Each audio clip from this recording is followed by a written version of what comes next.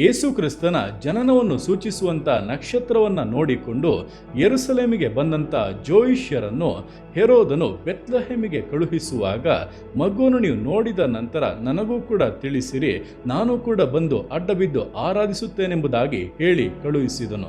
ಆದರೆ ಇದು ಯಥಾರ್ಥವಾದ ಮಾತುಗಳಲ್ಲ, ಬದಲಾಗಿ ಕುಯುಕ್ತಿಯ ಮಾತುಗಳು. ಅವನು ಮಗುವನ್ನು ಕೊಂದು ಬಿಡಬೇಕೆಂಬಂತ ಆಲೋಚನೆಯನ್ನ ಮಾಡಿದ್ದನು. ಜೋಯಿಷ್ಯರಿಗೆ ಇದು ಅರ್ಥವಾಗಲಿಲ್ಲ, ಆದರೆ ದೇವರಿಗೆ ಇದು ಮರೆಯಾಗಿರಲಿಲ್ಲ. ಆದ್ದರಿಂದ ದೇವರು ಆ ಜೋಯಿಷ್ಯರನ್ನು ಬೇರೆ ಮಾರ್ಗದಲ್ಲಿ ತಮ್ಮ ದೇಶಕ್ಕೆ ಕಳುಹಿಸಿ ಬಿಟ್ಟರು. ನಿಮ್ಮ ಜೀವಿತಗಳಲ್ಲಿ ಕೂಡ ಜನರು ಮಾಡುತ್ತಿರುವಂಥ ಕುಯುಕ್ತಿಗಳು ನಿಮಗೆ ಅರ್ಥವಾಗದೇ ಇದ್ದರೂ ದೇವರಿಗೆ ಅದು ಮರೆಯಾಗಿಲ್ಲ. ಆತನು ಬೇರೆ ಮಾರ್ಗದಲ್ಲಿ ನಿಮ್ಮನ್ನು ನಡೆಸಿ, ನಿಮ್ಮನ್ನು ತಪ್ಪಿಸಿ, ರಕ್ಷಿಸಿ, ಉದ್ಧರಿಸುವುದಕ್ಕೆ ಶಕ್ತವಾಗಿದ್ದಾನೆ. ಆದ್ದರಿಂದ ಆತನನ್ನು ಆಶ್ರಯಿಸಿಕೊಳ್ಳಿ, ಕುಯುಕ್ತಿಗಳನ್ನು ಜಯಿಸುತ್ತೀರಾ, ಆಶೀರ್ವಾದವಾಗಿ ಇರುತ್ತೀರಾ.